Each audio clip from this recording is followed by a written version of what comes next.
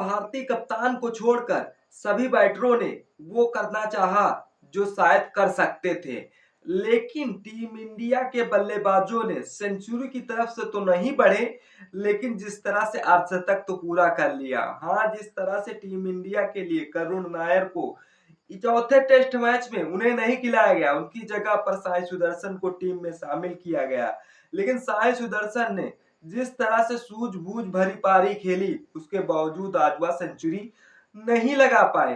भारतीय कप्तान को छोड़कर जिस तरह से उनके बल्ले से सिर्फ 12 ही रन आए हैं, उसके बावजूद सभी बैटरों ने शानदार रन बनाए हैं। उसके जिस अंदाज से टीम इंडिया के साथ आज अच्छा क्या हुआ और बुरा क्या हुआ, उसी पे सारी पे चर्चाएं करेंगे। वो टीम इंडिया को जरूरत है अभी रनों की। अब कम से कम जिस तरह से टीम इंडिया पहले दिन सेशन तो खेल लिए, अब दूसरे दिन टीम इंडिया को भी बेस्ट खेलना होगा। कम से कम 400 प्लस रन देने होंगे टीम इंग्लैंड को। नमस्कार दोस्तों, सटीक क्रिकेट न्यूज में आप सभी का स्वागत है, अभिनंदन है। टीम इंडिया को जरूरत है, इस जरूरत को कैसे पूरी करेगी टीम इंडिया, क्योंकि जिस तरह से अब हमारे पास ऑलराउंडर क्रीज पर टिके पड़े हुए हैं। एक तरफ जिस तरह से हमारे साई सुदर्शन बेस्ट सेट हो रहे थे और सेट थे भी, लेकिन वह सेट होने के बावजूद 61 ही रन बना पाए अपनी टीम के लिए। बाकी जिस तरह से पहले दिन उनका अर्धशतक आया हुआ है, ये टीम इंडिया के कोच गौतम गंभीर का एक गंभीर भरा फैसला था कि यार करुण नायर तीनों टेस्ट मैच में बेस्ट रन बनाते हुए भी साई सुदर्शन को टीम में सेलेक्ट करना, करुण नायर को बाहर बैठाना, ये टीम इंडिया के लिए एक जानबूझकर जोखिम भरा फैसला लेने वाला था। लिया भी, और लेकिन फैसले को एकदम तख्ता पलट कर दिया साई सुदर्शन ने। हाँ, जो है आज ओपनिंग पार्टनरशिप स्टार्ट में तो बेस्ट रही है, क्योंकि पहले सेशन में जिस तरह से हमने एक भी विकेट नहीं गिराया, उसके बावजूद 78 रन बनाए हुए हैं। टीम इंडिया के यशस्वी जायसवाल और केएल राहुल ने इंग्लैंड के शुरुआती गेंदबाज को झेला, और गेंदबाज झेलने के बावजूद बिना विकेट गवाए 78 रन बनाए। ये टेस्ट मैच में मजबूत शुरुआत का संकेत था, लेकिन पता नहीं टीम इंडिया के यशस्वी जायसवाल और केएल राहुल पर ऐसी कौन सी नजर लगी है कि सिर्फ यशस्वी जायसवाल 58 रन और केएल राहुल तो पहले ही पवेलियन चले गए। अब दूसरी तरफ साई सुदर्शन के लिए सूझ भरी पारी क्यों कहा जाता है, क्योंकि जिस तरह से सुदर्शन ने दबाव में भी जिस तरह से वह क्रीज पे आ रहे थे, तो उनके पर चेहरे पे एकदम निराशा झलक रही थी, क्योंकि वह सोच रहे थे एक तो 2 टेस्ट मैच हम खेले नहीं, और जिस तरह से फिर हमें तीसरे टेस्ट मैच में खिलाया गया, उसके बावजूद टेस्ट तो चौथा है, लेकिन उनके लिए तीसरा टेस्ट मैच साई सुदर्शन के लिए, उसके बावजूद साई सुदर्शन ने दबाव में रहते हुए भी इंग्लैंड को ऐसा ठोका कि 61 रन बनाए। अब ऐसा लग रहा था कि सेट हो गए हैं, और सेट होने के बावजूद वह बेस्ट करके जाएंगे, लेकिन बेस्ट सेंचुरी के तौर पे तो नहीं कर पाए हैं, लेकिन 61 रन बनाने के बावजूद भी वह बेस्ट करके गए हैं। जिस तरह से अपनी मिडिल ऑर्डर को संभाला, अपना टेस्ट टेम्परामेंट दिखाया कि जिस तरह से साई सुदर्शन कैसा कर सकते हैं। अब देखने वाली तरफ है, जिस तरह से जडेजा क्रीज पे टिके हुए हैं, दूसरी छोर से शार्दुल ठाकुर को खिलाया गया था। अब दिन के अंत तक जब टीम इंडिया की स्थिरता चाहिए थी, तब दोनों समय संयम खेले और बिना आउट हुए दिन को खत्म किया है। यही तो टीम इंडिया की एक निशानी है, भले जिस तरह से हमारे भारतीय कप्तान ने थोड़ा निराश किया है। अब दूसरी तरफ केएल राहुल तो पहले चले गए थे आज, यशस्वी जायसवाल जो हर मैच में जा रहे थे, लेकिन आज जोफ्रा आर्चर भी हिल गए, उन्हें नहीं भेजने में कामयाब रहे। दूसरी तरफ केएल राहुल के टेस्ट में 1000 रन इंग्लैंड के खिलाफ पूरे कर लिए, जो दिखाता है कि विदेशी पिचों पर भरोसेमंद बल्लेबाज केएल राहुल के बल्ले से वो सिचुएशन के आधार पर, जो सिचुएशन पे चाहे प्रेशर में हो या फिर टीम इंडिया के अच्छे खासा स्कोर बन गया हो, तब ये केएल राहुल को किसी फिर इनिंग पर अगर उन्हें खिला दोगे तो बेस्ट खेलेंगे। दूसरी तरफ टीम ने अटैकिंग नहीं, समझदारी से बैटिंग की है आज। हाँ, खराब रोशनी और इंग्लैंड की गेंदबाजी को ध्यान में रखते हुए खिलाड़ियों ने सिचुएशन को समझकर खेला है, और पहले दिन का खेल तो खत्म हो गया। अब दूसरे दिन टीम इंडिया कितना स्कोर दे पाई, क्योंकि 264 रन और ऑलरेडी 4 विकेट हम खो चुके हैं।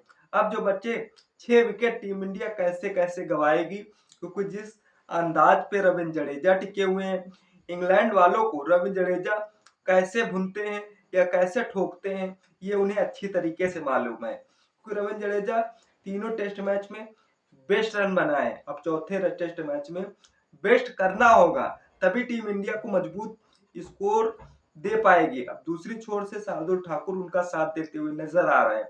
अब जैसे तीसरे टेस्ट मैच में रविंद्र जडेजा का कोई साथ देने वाला नहीं था, कुछ समय तक साथ दिया जाता है, उसके बावजूद साथ तक अंत तक नहीं दिया जाता। अब शार्दुल ठाकुर कहां तक ये पार्टनरशिप जाती है ये समय ही प्रिडिक्ट करेगा, क्योंकि सुबह के समय जिस तरह से पहले गेंदबाजी थोड़ी खतरनाक होने वाली है, अगर उस सेशन को टीम इंडिया झेल ले गई तो आने वाले मैचों में जिस तरह से 264 रन बना बैठी है टीम इंडिया, आने वाले कम से कम 380-90 रन का टारगेट टीम इंडिया दे पाएगी। अब देखने वाली बात है टीम इंडिया के साथ बुरा क्या हुआ, इस पे भी चर्चा करना बहुत जरूरी है। टीम इंडिया के साथ अच्छा क्या हुआ ये तो हम पहले चर्चा कर चुके हैं। अब दूसरी छोर से टीम इंडिया के साथ बुरा क्या हुआ, क्योंकि ऋषभ पंत की गंभीर चोट आई हुई है, यह भारत के लिए सबसे बड़ी चिंताजनक बात है। उनकी बल्लेबाजी और विकेट कीपिंग आत्मविश्वास टीम के लिए बहुत जरूरी है, क्योंकि बहुत से लोगों ने जिस तरह से उनकी जगह पर ध्रुव जुरैल को प्लेइंग 11 में शामिल किया था, ऑलरेडी हमने भी शामिल किया गया था, लेकिन जिस तरह से ऋषभ पंत चोट के आधार पर भी खेलने के बावजूद ध्रुव जुरैल को बाहर रखा गया, क्योंकि ध्रुव जुरैल विकेट कीपिंग से तो लोगों को खुश कर सकते हैं, लेकिन बल्लेबाजी से नहीं खुश करते, तो इसीलिए ऋषभ पंत को मौका दिया गया था। ऋषभ पंत भले चोट से दवा लेकर भी क्रीज पे उतरे हों, उसके बावजूद बल्ले से रन बनाते हैं। दूसरी तरफ जिस तरह से पैर में चोट होने के बावजूद आज ये भारत के लिए तो बड़ी दुख खबरी है, क्योंकि चोट गंभीर दिखी है, पैर से खून भी निकला था। अगर वह नहीं खेलते तो टीम बैलेंस गड़बड़ा सकता था, गड़बड़ा जाएगा भी, क्योंकि टीम इंडिया के लिए जरूरत है उन्हें ऋषभ पंत की। अब टीम जिस तरह से ऋषभ पंत फिट होकर मैदान पे अगर दोबारा दिखते हैं तो ये टीम इंडिया के लिए खुशखबरी हो सकती है, क्योंकि जिस तरह से पीछे से जो विकेट कीपिंग करते करते हुए विकेट कीपिंग का ध्यान रखते हुए और जो डीआरएस का सिस्टम लेने का इंतजार करते हुए ये ऋषभ पंत ही कर सकते हैं। अब दूसरी तरफ मिडिल ऑर्डर की लड़खड़ाहट, शुभमन गिल फिर से आज फ्लॉप रहे, 12 रन नहीं बना पाए, अचानक 3 विकेट जल्दी जल्दी गिर गए, इसमें टीम इंडिया का फ्लो टूट गया था और जायसवाल को सेट होकर भी आउट होना ये टीम इंडिया के लिए बहुत बुरी खबर है, क्योंकि जब जायसवाल सेट हो जाते हैं तो भैया वो सेंचुरी से आगे पीछे नहीं हटते, वही अच्छे लय में थे, लेकिन 58 रन पर आउट हुए गए।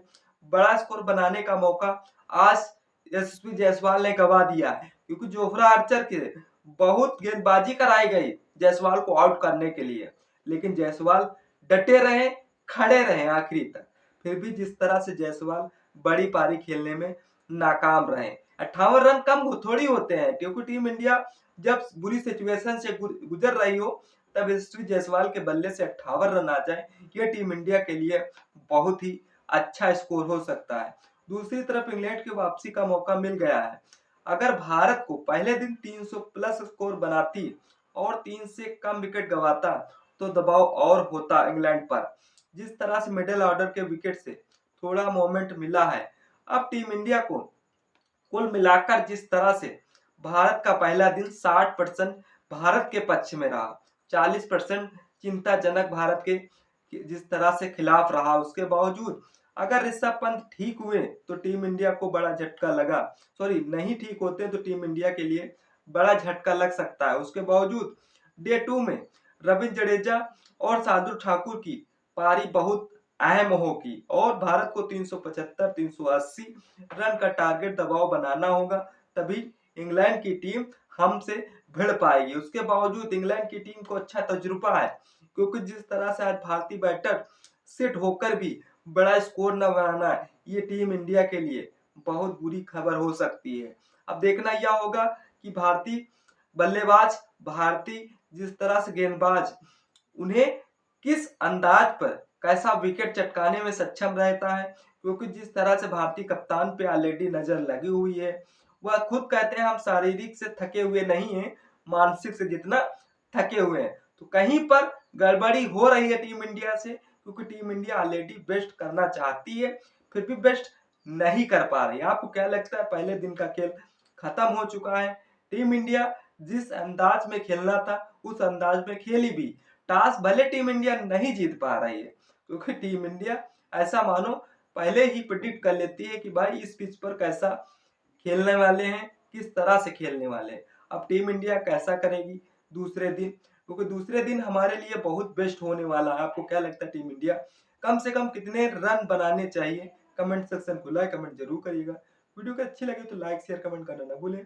तब तक इस वीडियो को मजा लीजिए, फिर मिलते हैं किसी नेक्स्ट वीडियो के साथ। तब तक के लिए जय हिंद, जय भारत।